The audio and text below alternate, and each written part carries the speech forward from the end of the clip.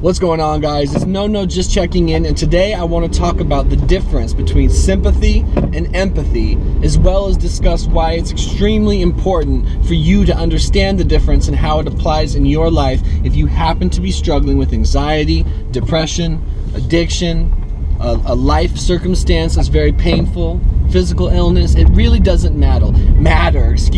Any hardship that you may be facing, the difference between sympathy and empathy can impact you, and I want to make sure you guys understand what that means. So when I say sympathy, most people can relate. Everyone can be sympathetic. Sympathy is simply pity, feeling bad for someone else for something they're going through, without necessarily fully understanding what they're going through. A lot of us who battle mood disorders, and things of that nature, we get a lot of sympathy. And I'm not saying sympathy isn't a helpful feeling from other people. When relayed in the right way, I think sympathy can actually be very comforting. But when you live in sympathetic response for too long, you start to get the sense that people don't actually understand what you are experiencing, what you're going through, the nature of your pain, the true face of your disturbance, of your suffering.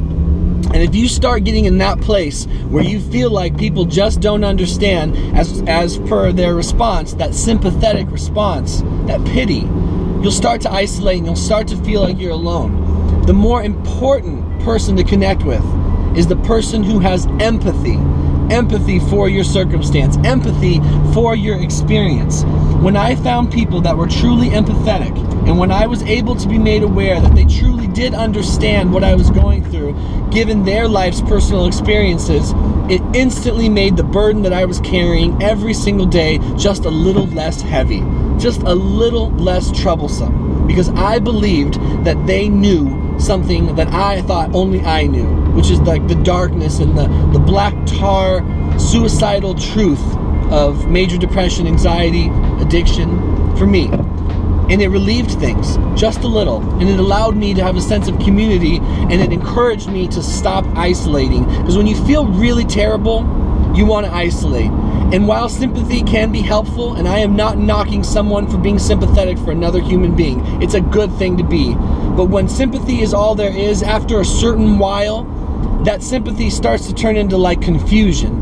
Because if you've never been through something that the person suffering from, whatever, has been through, beyond that sympathy and on principle of feeling bad for them, you don't understand, and it doesn't really stretch the gauntlet of the matter.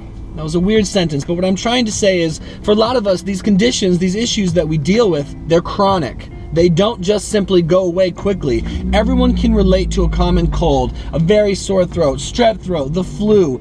Common illnesses, people have a ton of empathy for that because everyone's been through them. But when you're going through something that spans weeks, months, even years, you really need to find people in your life that can be empathetic and that can empower you and that can make you feel safe to share the truth of your situation. Because it's not pretty. This shit's ugly.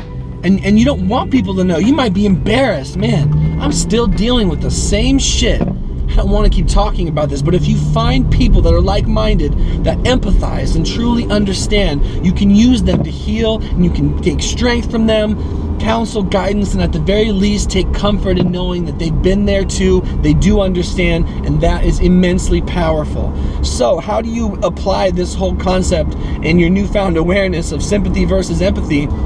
Well, you seek out like-minded people. You seek out people that have been through what you've been through. That could be in the form of finding depression support groups, which I used to attend regularly, and I'm going to start attending again. If you happen to battle addiction, you can find a 12-step program or something of that nature. Get around people like that. Seek out your local community's resources, and I assure you they are there. You would be shocked at how many people can empathize with you and can battle with you, share your pain, your suffering, share the triumph of getting over it, whatever. Just get you out of self. Bottom line is, you need to ignore that instinct to be alone. That is a very, very destructive and manipulative and bullshit instinct when you're not feeling well. And I suffer from it all the time.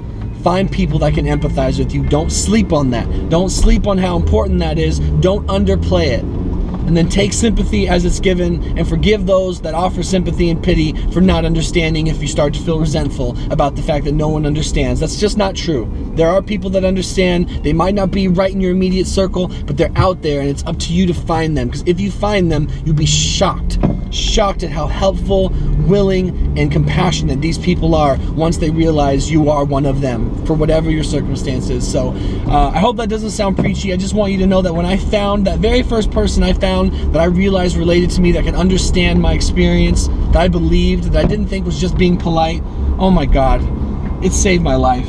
Because I was so alone, and I was so afraid, and I was so certain that no one had ever experienced what I was experiencing. And when I rid myself of that fallacy, it just made so much difference. So I just want to encourage you to get out there, stay fighting, stay hungry for community, and find someone that you can believe understands what you're going through. Sympathy versus empathy. Make that a life principle. We'll see you guys in the next video.